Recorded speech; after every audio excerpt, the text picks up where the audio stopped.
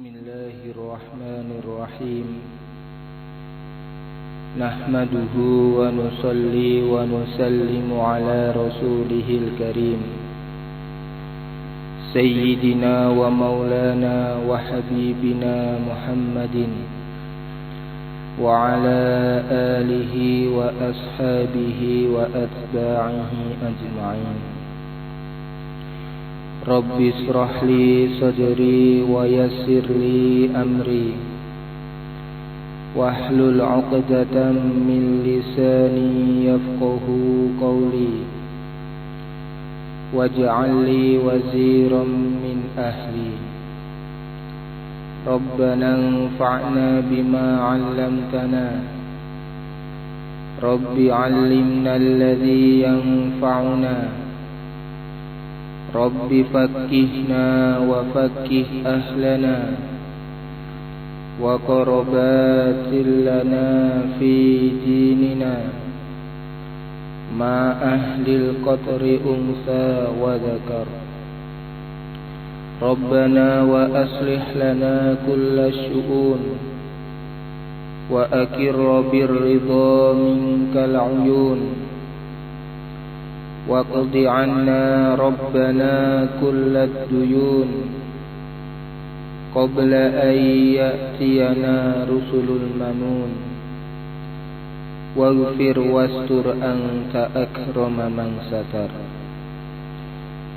Rabbi waffiqna wa waffiqhum lima tartadi qawlan wa fi'lan karama warzuqil kulla halalan daima wa akhilla atqiya ulama nahdi bihil khaira wa nutfa kulla syarr. Hadirin santri-santri yang dimuliakan Allah Subhanahu wa taala, alhamdulillah, kita bersyukur kepada Allah Subhanahu wa ta'ala sampai saat ini masih memilih kita untuk menjalankan perintah-perintah Allah Subhanahu wa ta'ala. Umat manusia, hamba-hamba Allah Subhanahu wa ta'ala dikasih anugerah bisa melaksanakan perintah Allah adalah sebesar-besarnya anugerah. Banyak orang tahu betapa besarnya anugerah kesehatan. Banyak orang tahu betapa besarnya anugerah kecerdasan. Banyak orang tahu betapa besar anugerah kekayaan. Akan tetapi tidak banyak orang tahu, tidak banyak orang paham tentang betapa luar biasa besarnya anugerah bisa melaksanakan perintah-perintah Allah Subhanahu wa ta'ala. Nikmat kesehatan, nikmat kecerdasan, nikmat kekayaan, nikmat apapun itu tanpa melaksanakan perintah-perintah Allah Subhanahu wa ta'ala tidak ada jaminan orang tersebut akan masuk surga. Betapapun sehat seseorang, betapapun cerdas seseorang, betapapun kaya seseorang, betapapun tinggi pangkat status kedudukan seseorang di mata manusia, tetapi bila dia tidak melaksanakan perintah-perintah Allah Subhanahu wa ta'ala, maka orang tersebut tidak layak mendapatkan ridho Allah Subhanahu wa ta'ala. tidak layak untuk masuk surganya Allah Subhanahu wa ta'ala. Maka ketika kita mendapatkan anugerah Allah berupa nikmat iman kepada Allah, mendekatkan diri kepada Allah dengan melaksanakan perintah-perintah Allah, kita rasakan bahwa nikmat tersebut nikmat yang paling besar, yang paling layak untuk kita syukuri. Memang nikmat kesehatan layak disyukuri, nikmat kekayaan layak disyukuri.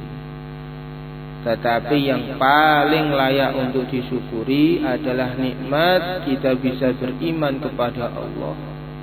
Kita bisa mendekatkan diri kepada Allah dengan melaksanakan perintah-perintah Allah Subhanahu wa ta'ala. Karena kalau orang itu dekat kepada Allah, melaksanakan perintah-perintah Allah, maka hatinya akan tentram, hatinya akan bahagia. Hidup di dunia bahagia, hidup di akhirat bahagia. Kuburnya orang-orang yang dekat kepada Allah itu berbeda dengan kuburnya orang-orang yang jauh dari Allah. Mahsyarnya orang-orang yang dekat kepada Allah itu sangat jauh berbeda dengan mahsyarnya orang-orang yang dimurkai oleh Allah. Keadaan manusia tatkala menyeberang jembatan Sirat antara orang-orang yang dekat kepada Allah dengan orang-orang yang dilaknat oleh Allah itu sangat jauh berbeda. Sehingga orang-orang yang dekat kepada Allah masuk surganya Allah, orang-orang yang dimurkai oleh Allah masuk nerakanya. Maka orang-orang yang diberi nikmat iman, bisa dekat kepada Allah dengan melaksanakan perintah-perintah Allah, ini hatinya tentram, menghadapi hidup tentram, menghadapi kematian pun tentram. Karena siapapun yang hidup di dunia pasti mati. Betapa di dunia dia senang dengan istri, senang dengan anak, pasti akan berpisah. Akan tetapi karena manusia ini bukan hanya menjalani perjalanan hidup di dunia, nanti juga akan menjalani alam kubur, mahsyar. Maka ketika di dunia orang ini beriman, dekat kepada Allah, melaksanakan perintah-perintah Allah, begitu pula orang-orang yang dia cintai, istrinya, anaknya, beriman kepada Allah, dekat kepada Allah, melaksanakan perintah-perintah Allah. Maka setelah selesai menjalani kehidupan di alam dunia, pindah ke alam kubur, mereka akan saling menunggu, saling menanti, saling bertanya tentang kabar yang mereka bawa. Akhirnya kuburnya orang-orang yang beriman itu ya seperti pertamanan-pertamanan surga. Maka bertemu dengan istri, kalau istrinya beriman, ya di alam kubur sana bertemu dengan istri di alam kubur yang mana kuburnya seperti taman-taman surga. Maka kehidupan orang yang dikasih nikmat bisa melaksanakan perintah-perintah Allah, beriman kepada Allah, dekat kepada Allah, itu adalah nikmat yang sangat-sangat besar. Maka kita syukuri. Caranya bersyukur, kita selalu bicarakan tentang pentingnya nikmat tersebut, pentingnya beriman kepada Allah, pentingnya dekat kepada Allah, dengan cara melaksanakan perintah-perintah Allah. Maka kita saling mengingatkan dengan keluarga kita, dengan teman-teman kita, pentingnya kita dekat kepada Allah. Dan orang akan dekat kepada Allah tidak ada caranya kecuali dengan melaksanakan perintah-perintah Allah sekaligus menjauhi larangan-larangan Allah. Dan termasuk di antara perintah-perintah Allah adalah ngaji. Maka sore hari ini kita bisa ngaji. Ini kita syukuri. Maka sore ini adalah sore yang sangat-sangat berharga. Sore yang sangat penuh sukacita. Ketika pandangan kita itu pandangan yang lurus, yang benar. Karena sore seperti ini kalau kita isi dengan melaksanakan perintah-perintah Allah, maka akan menyebabkan ketentraman dalam hidup kita, mati kita, alam dunia kita, alam kubur kita, alam mahsyar kita, yang akhirnya berakhir di surganya Allah Subhanahu wa ta'ala. Semoga termasuk kita. Kita akan lanjutkan ngaji kita, kitab Riyadhus Shalihin, bab muraqabah, pengawasan Allah, hadis yang kedua. Bismillahirrahmanirrahim. An Abi Dzarrin Jundub bin Junadah wa Abi Abdurrahman Muadz bin Jabal radhiyallahu ta'ala anhuma عن رسول الله صلى الله عليه وآله وسلم قال اتق الله حيثما كنت وأتبع السيئة الحسنة تمحها وخالق الناس بخلق حسن رواه الترمذي وقال حديث حسن. Diriwayatkan dari Abi Dzar Jundub bin Junadah dan Abi Abdurrahman Muadz bin Jabal radhiyallahu ta'ala anhu dari baginda Rasulullah sallallahu alaihi wa alihi wasallam, beliau bersabda, bertakwalah kepada Allah dimanapun kamu berada. Berbuatlah kebaikan setelah berbuat dosa, maka kebaikan itu akan menghapusnya. Dan bergaulah dengan orang banyak dengan akhlak yang baik. Hadis riwayat At-Tirmidzi dan ia berkata hadis hasan. Pada hadis kedua bab muraqabah ini, baginda Rasulullah sallallahu alaihi wasallam menasihati kita supaya kita baik hubungan kepada Allah, baik hubungan kepada hamba-hamba Allah. Beliau menasihati umatnya, bertakwalah kepada Allah dimanapun kamu berada. Ketika di masjid, bertakwa kepada Allah. Ketika di rumah, bertakwa kepada Allah. Ketika di kantor, bertakwa kepada Allah. Ketika di sawah, bertakwa kepada Allah. Sendirian, bertakwa kepada Allah. Bersama banyak orang, bertakwa kepada Allah. Kalau kita dimanapun bertakwa kepada Allah, maka dimanapun kita akan semakin dekat dengan Allah, semakin baik hubungan kita dengan Allah. Mati dimanapun dalam keadaan bertakwa kepada Allah berarti mati yang baik.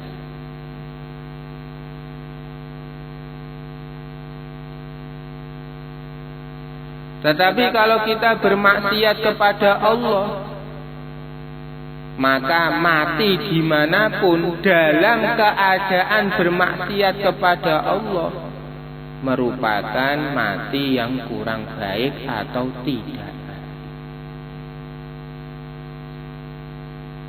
Orang itu tidak tahu di mana nanti matinya.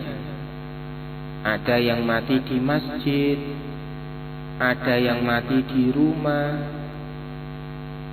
ada yang mati di sawah, ada yang mati di kantor.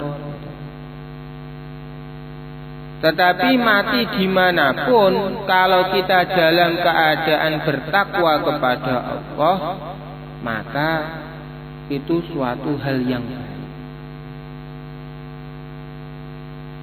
Kadang orang berpikiran mati baik itu kalau mati di masjid. Sebetulnya tidak hanya di masjid. Baginda Rasulullah Shallallahu Alaihi Wasallam sendiri mati di rumah beliau, di rumah Sayyidah Aisyah. Beliau wafat di rumah Sayyidah Aisyah dalam pangkuan istri beliau Sayyidah Aisyah. Apakah ini tidak mati dalam keadaan yang terbaik? Bukan seperti itu. Kalau kita dimanapun bertakwa kepada Allah, kok kemudian mati, itu mati yang baik. Kalau kita di masjid, tetapi di masjid bermaksiat kepada Allah, kok terus mati? Mati dalam keadaan maksiat itu mati yang tidak baik. Maka baginda Rasulullah Shallallahu Alaihi Wasallam menekankan pentingnya bertakwa kepada Allah, karena dengan bertakwa kepada Allah maka hubungan kita kepada Allah akan menjadi baik. Dengan bertakwa kepada Allah, maka Allah akan jadikan masalah-masalah kita itu mendapatkan jalan keluar. Dengan bertakwa kepada Allah, Allah akan memberi rizki, entah berupa materi, entah berupa anak, entah berupa istri, entah berupa apapun, dari arah yang kita tidak sangka-sangka. Berbuatlah kebaikan setelah berbuat dosa. Selain para nabi, ini tidak ada jaminan maksum. Tidak ada jaminan tidak berbuat dosa. Ada orang sudah niat sungguh-sungguh bertakwa kepada Allah, tetapi terkadang lalai sebentar, jatuh dalam kemaksiatan. Maka jangan putus asa. Setelah berbuat dosa, segera bertaubat, ikuti dengan perbuatan baik. Maka perbuatan baik itu akan menghapus dosa tersebut. Akan menghapus dosa tersebut. Memang manusia biasa itu bukan seperti malaikat, bukan seperti para nabi. Tetapi tetap diperintahkan bertakwa kepada Allah dan jangan putus asa. Kalau mungkin pernah lupa kepada Allah, lalai dari zikir sehingga berbuat dosa, maka kalau berbuat dosa, segera taubat, ikuti dengan berbuat ketakwaan, berbuat kebaikan. Kemudian baginda Rasulullah Shallallahu Alaihi Wasallam menekankan pentingnya hablum minan nas, hubungan dengan manusia ini dikerjakan dengan baik karena hal itu merupakan perintah Allah. Bergaulah dengan orang banyak dengan akhlak yang baik. Kalau orang itu cuma sendirian, sholat, beribadah, itu sudah bagus.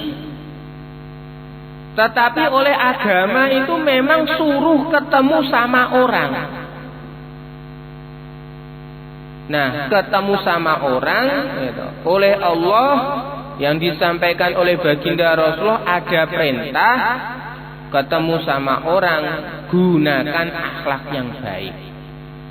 Maka meskipun bertemu dengan orang, maka akan semakin dekat kepada Allah jika kita bertemu dengan orang tersebut menggunakan akhlak yang baik. Bagaimana akhlak kepada yang lebih tua, bagaimana akhlak kepada teman sebaya, orang-orang yang seumuran, bagaimana akhlak dengan yang lebih muda, bagaimana akhlak dengan para ulama. Ketemu orang banyak untuk melaksanakan perintah Allah, maka akan semakin menyebabkan orang tersebut dekat kepada Allah.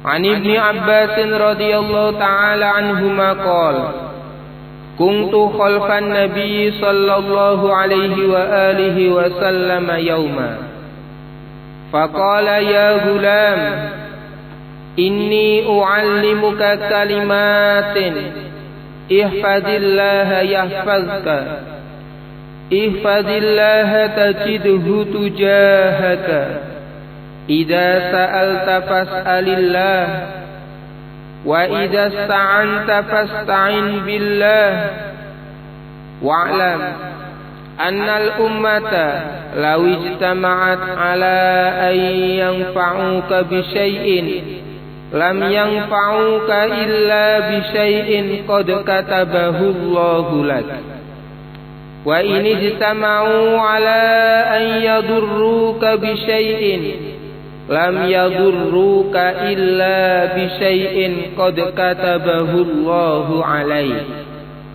rufi'atil aqlam wa jaffatis suhuf rawahu Tirmidzi wa qala haditsun hasanun sahih wa fi riwayatin ghairi Tirmidzi ihfazillaha tajidhu amamak ta'arraf ila Allahi fir rakha'i ya'rifka fis shiddah wa'lam annama akhta'aka lam yakun liyusibak wa ma asabaka lam yakun liyukhti'ak wa'lam anna an-nasra ma'as sabr wa anna al-faraja ma'al karb wa anna ma'al usri yusra.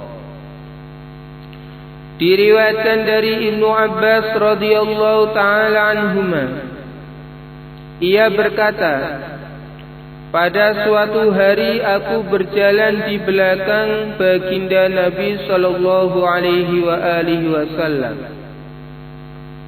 Beliau berkata, wahai anak, aku ajari kamu beberapa kalimat. Peliharalah agama Allah, maka Allah akan memeliharamu.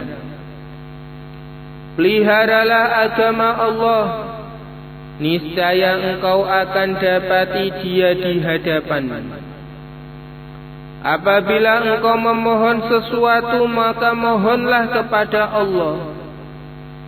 Apabila engkau meminta tolong, maka mintalah tolong kepada Allah. Ketahuilah bahwa sekiranya umat ini bersatu untuk memberimu manfaat, niscaya mereka tidak bisa memberimu manfaat kecuali dengan sesuatu yang telah ditetapkan Allah bagimu. Dan jika mereka bersatu untuk mencelakaimu dengan sesuatu, niscaya mereka tidak bisa mencelakaimu kecuali dengan sesuatu yang telah ditetapkan Allah atasmu. Pena-pena telah diangkat dan lembaran catatan telah kering. Hadis riwayat At-Tirmidzi. Ia berkata hadis hasan sahih. Dalam riwayat selain At-Tirmidzi, peliharalah agama Allah, niscaya engkau dapati Dia di hadapanmu. Berusahalah mengenal Allah dalam keadaan sejahtera, maka Dia akan mengenalmu dalam keadaan kesulitan. Ketahuilah bahwa sesuatu yang meleset darimu tidak akan menimpamu, dan sesuatu yang menimpamu tidak akan meleset darimu. Ketahuilah bahwa pertolongan itu menyertai kesabaran, kebebasan menyertai kesusahan, sedangkan kemudahan menyertai kesulitan. Dalam hadis ini, baginda Rasulullah sallallahu alaihi wasallam memberikan nasihat yang saat itu disampaikan kepada Sayyidina Ibnu Abbas. Sesuai yang disampaikan oleh para ulama, bahwa nasihat-nasihat baginda Rasulullah sallallahu alaihi wasallam kepada sebagian para sahabat, selama ucapan beliau tidak khusus ditujukan kepada orang tersebut, maka ucapan beliau, nasihat beliau itu berlaku umum untuk seluruh umat. Sebagaimana sabda baginda Rasulullah sallallahu alaihi wasallam, bahwa ucapan beliau kepada seorang wanita itu seperti ucapan beliau kepada 100 wanita. Maksudnya, aturan, nasihat, ucapan beliau yang ditujukan kepada seorang wanita, selagi aturan tersebut, nasihat tersebut, ucapan tersebut tidak khusus untuk wanita tersebut, maka berlaku untuk seluruh wanita. Wahai anak, aku ajari kamu beberapa kalimat. Peliharalah agama Allah, maka Allah akan memeliharamu. Ini adalah kunci yang sangat berharga. Kalau kita ingin keluarga kita dipelihara oleh Allah, anak-anak kita dipelihara oleh Allah, cucu-cucu kita ingin dipelihara oleh Allah, diri kita ingin dipelihara oleh Allah, maka kuncinya kita punya amalan, yaitu memelihara agama Allah.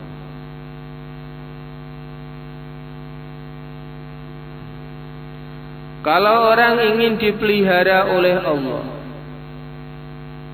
maka hendaknya punya amalan memelihara agama Allah. Kalau orang ingin ditolong oleh Allah, maka hendaknya menolong agama Allah. Peliharalah agama Allah, niscaya engkau akan dapati Dia di hadapanmu.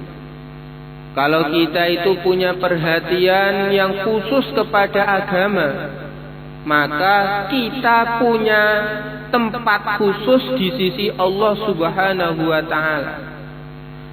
Sehingga kalau kita memohon sesuatu, memohon kepada Allah, minta tolong kepada Allah, maka Allah akan mengkabulkan permintaan kita, akan menolong kita. Karena kalau kita itu tidak baik hubungan kepada Allah, meskipun misal seluruh manusia baik dengan kita, Meskipun seluruh manusia ingin menolong kita, kita tidak baik hubungan kepada Allah, kita dimurkai oleh Allah, kita diazab oleh Allah, maka tidak akan ada satu orang pun bisa menyelamatkan kita dari azab Allah.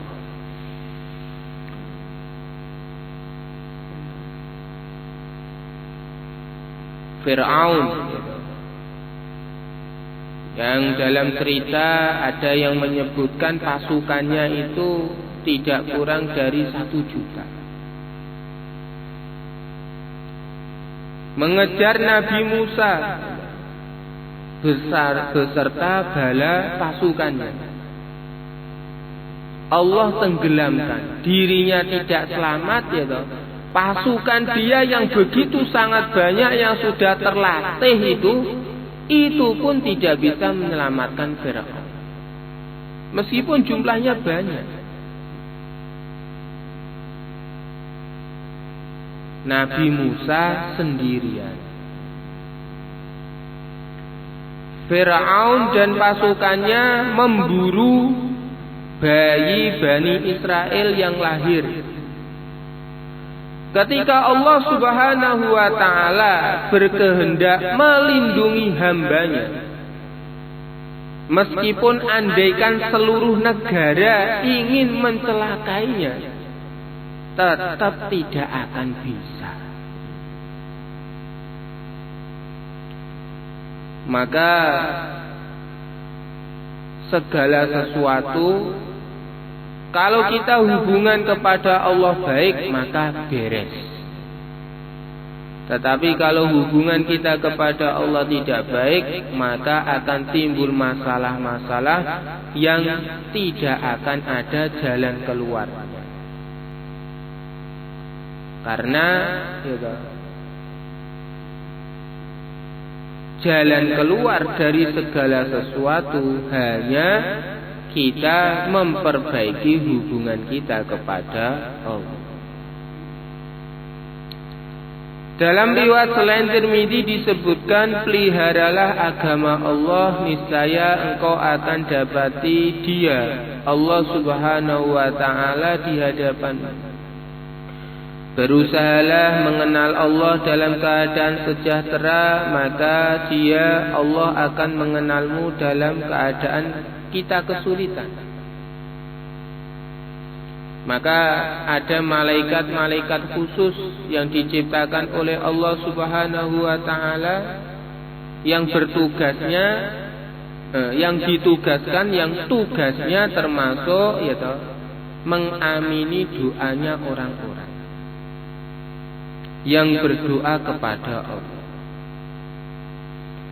Maka ketika orang-orang tersebut dalam keadaan sejahtera, selalu ingat kepada Allah, bertakwa kepada Allah, mendekatkan diri kepada Allah, rajin berdoa kepada Allah. Maka ketika orang tersebut dalam keadaan kesulitan kok berdoa kepada Allah, maka para malaikat tidak pangling.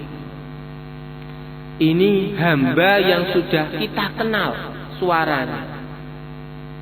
Sekarang dalam keadaan kesulitan, sekarang dalam keadaan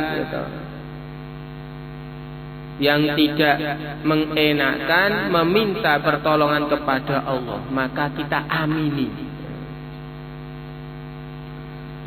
Tetapi ketika orang tersebut dalam keadaan sejahtera, dalam keadaan sehat, banyak lalai, tidak mendekatkan diri kepada Allah, tidak rajin berdoa, baru dalam keadaan kesulitan, baru dalam keadaan sempit dia berdoa kepada Allah Subhanahu wa ta'ala, maka para malaikat itu asing. Suaranya sopo iki? Ketoke kok yo tenanan men gitu. Tapi yo agek gitu. Tenanan iki agek. Dede iki gak eneng, blas.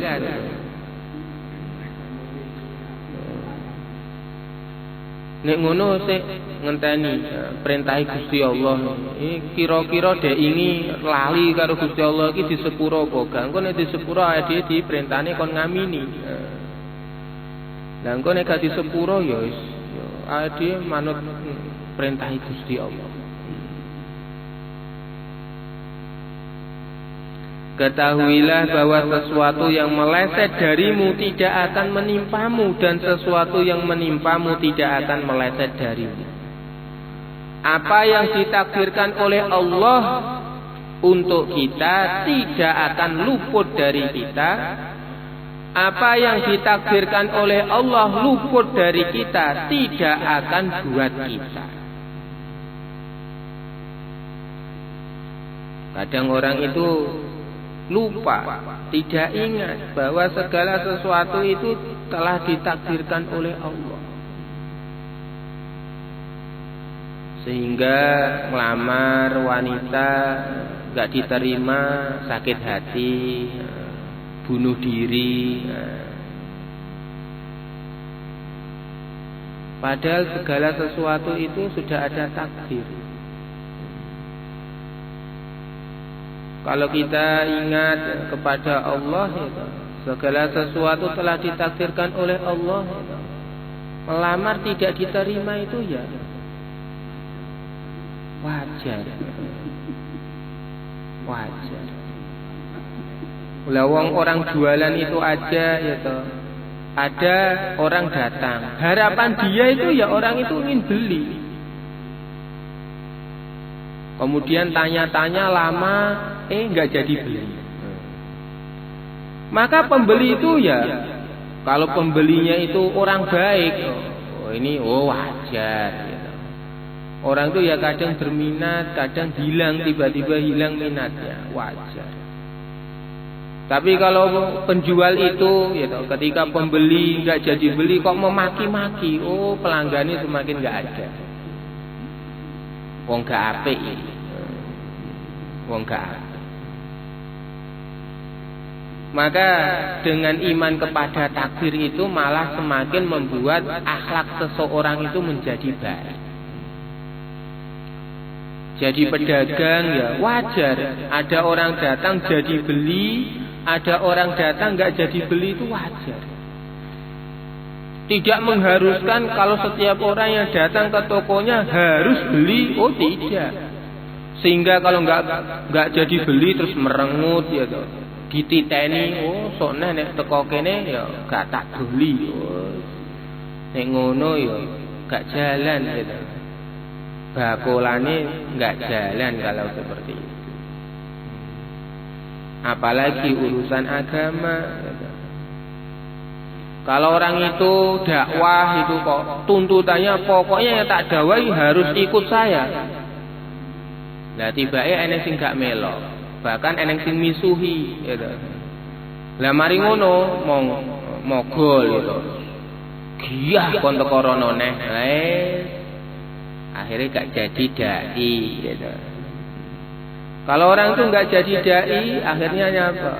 Akhirnya istirahat dari dakwah, akhirnya kena dakwah setan gitu. Ketahuilah bahwa pertolongan itu menyertai kesabaran gitu. Sabar itu perintah Allah. Kalau kita melaksanakan perintah Allah, pasti akan datang pertolongan Allah. Kalau orang itu melaksanakan perintah Allah, setelah kesusahan pasti ada kebebasan. Setelah kesulitan pasti ada kemudahan. Wa may yattaqillah yaj'al lahu makhraja wa yarzuqhu min haitsu la yahtasib. Kalau orang itu bertakwa kepada Allah, pasti akan ada jalan keluar. Yang sulit jadi mudah, yang susah jadi longgar. Apa yang difirmankan oleh Allah pasti terjadi. Pasti terjadi. Saya ini sudah takwa, tapi kok masih sulit saja. Kamu itu takwa betulan atau baru penampilannya aja takwa.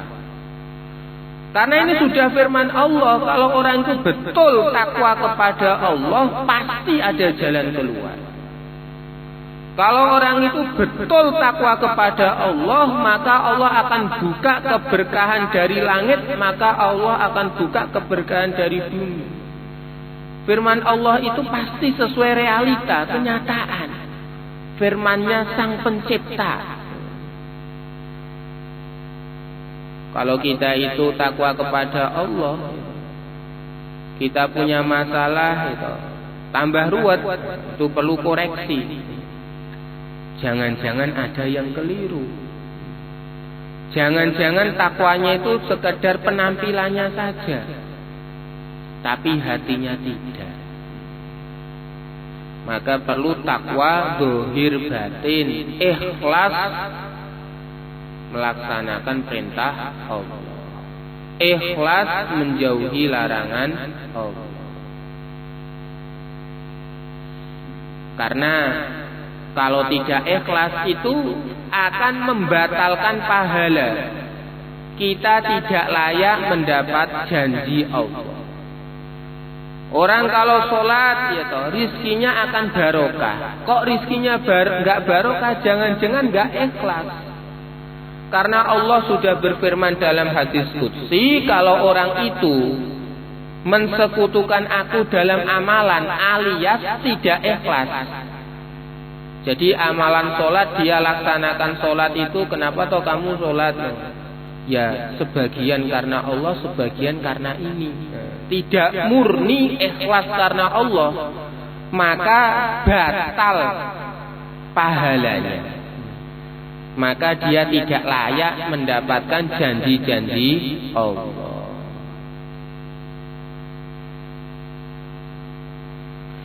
An Anas radhiyallahu ta'ala anhu qala innakum lata'maluna a'malan hiya adakku fi a'yunikum minasy-sya'ar kunna na'udduha ala ahdi Rasulillahi sallallahu alaihi wa alihi wa sallam minal mubiqat.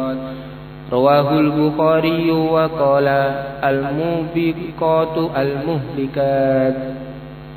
Diriwayatkan dari Sayyidina Anas radhiyallahu ta'ala anhu, ia berkata, sungguh kalian melakukan perbuatan-perbuatan yang dalam pandangan kalian lebih halus daripada rambut. Padahal di zaman Rasulullah sallallahu alaihi wasallam kami menganggapnya termasuk perbuatan yang membinasakan. Ini nasihat Sayyidina Anas kepada santri-santrinya. Para sahabat itu perasaan hati diawasi oleh Allah itu sangat tinggi, sehingga tidak menyepelekan perbuatan baik sedikit pun, sehingga tidak menyepelekan perbuatan buruk sedikit pun. Tetapi ganti generasi ini ada hal-hal yang merosot gitu. Ada orang-orang yang menganggap lah enggak ini ya, karena kurang rasa dalam hati bahwa dirinya selalu diawasi oleh Allah. Halah ndak ngene gak apa-apa. Halah ndak ngono ae lho. Ketika ini dibarengi rasa tidak diawasi oleh Allah, maka perkara-perkara ketika pada zaman sahabat dianggap perkara besar yang bisa membinasakan, akhirnya dianggap perkara yang ringan. Di zaman para sahabat itu, para sahabat sangat menjaga hijab para wanita. Wanita-wanita kok tidak berhijab secara sempurna, itu tidak dikenal sebagai wanita yang baik-baik. Tetapi terjadi kemerosotan sehingga rasa diawasi oleh Allah rasa diawasi oleh zat yang kalau menyiksa siksanya sangat pedih, itu mulai terkikis dari hati generasi-generasi yang belakang, sehingga perkara yang dulu dianggap besar di zaman para sahabat diremehkan oleh generasi-generasi setelah para sahabat. Maka untuk menghidupkan kembali rasa peka terhadap perintah-perintah Allah, larangan-larangan Allah, ini dengan cara menghidupkan kembali rasa dalam hati kita selalu diawasi oleh Allah.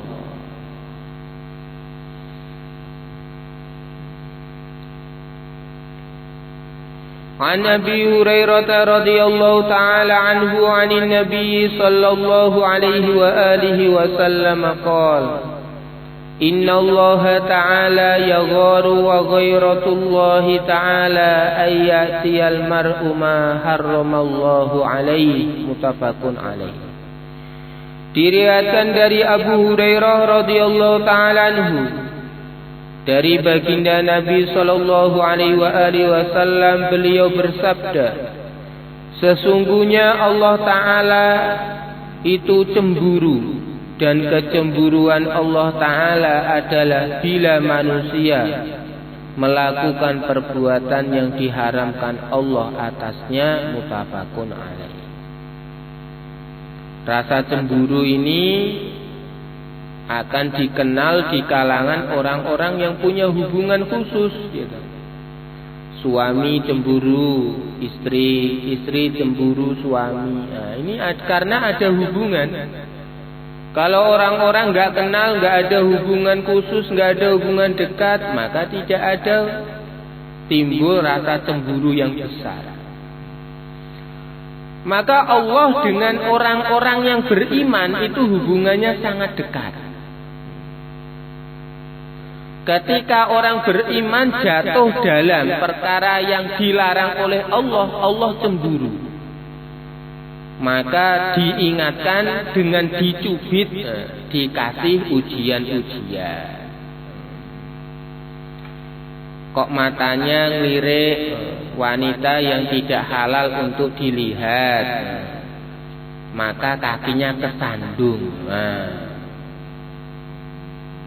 ini diingatkan oleh Allah. Allah itu pencemburu kepada orang-orang yang beriman, kepada orang-orang yang punya hubungan khusus dengan Allah. Ketika mereka jatuh dalam perkara yang diharamkan oleh Allah, Allah akan mengingatkan mereka, akan mencubit mereka dengan ujian-ujian dari Allah. Maka sikapnya langsung ingat kepada Allah. Astagfirullah, mungkin saya kesandung sebab melakukan maksiat ini dan ini. Sehingga semakin mesra, semakin tambah dekat dengan Allah Subhanahu wa ta'ala. Mungkin ada yang mau ditanyakan? Terutama dari hadis-hadis yang baru kita baca.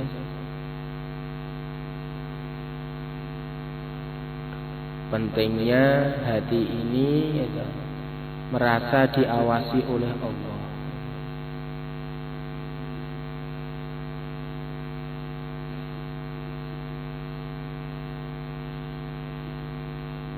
Lah, apa mudah? Menurut amalan kita,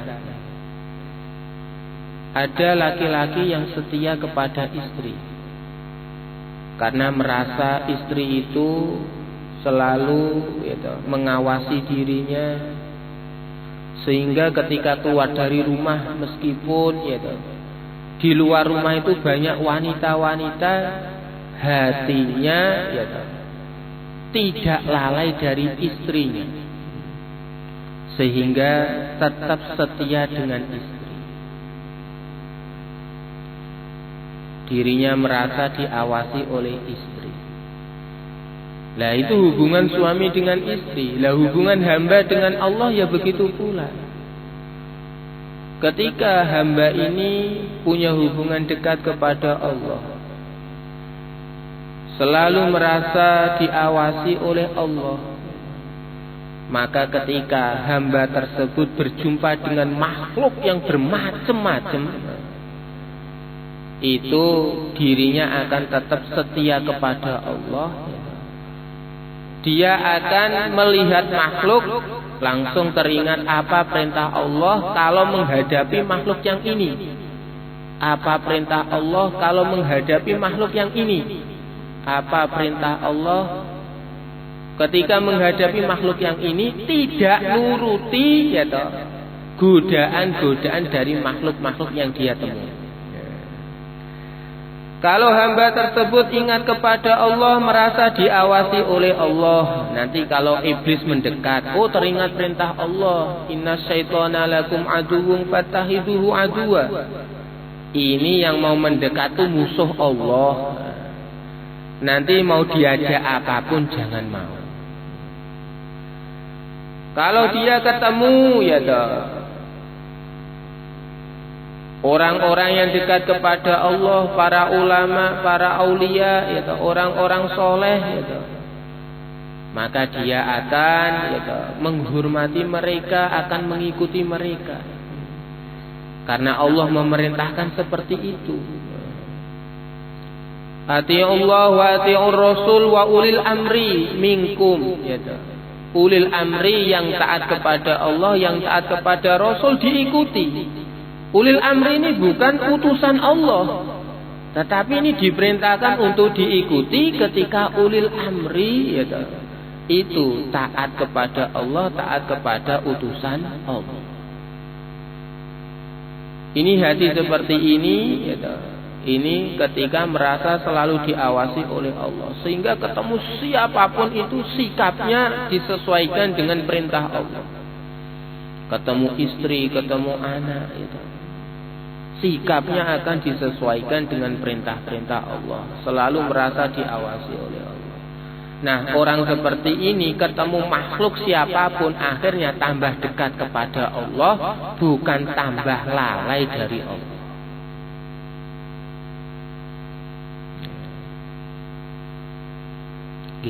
Mugi-mugi Allah tampi dadosaken asbab kesainan turunipun hidayah kangge diri kita, keluarga kita, keturunan kita, sederek kita, kerabat kita, tabi kita, ahli kampung kita, rencang-rencang kita, masyhur alam.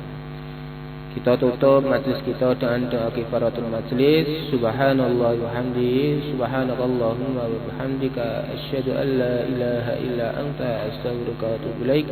Assalamualaikum warahmatullahi wabarakatuh. Waalaikumsalam.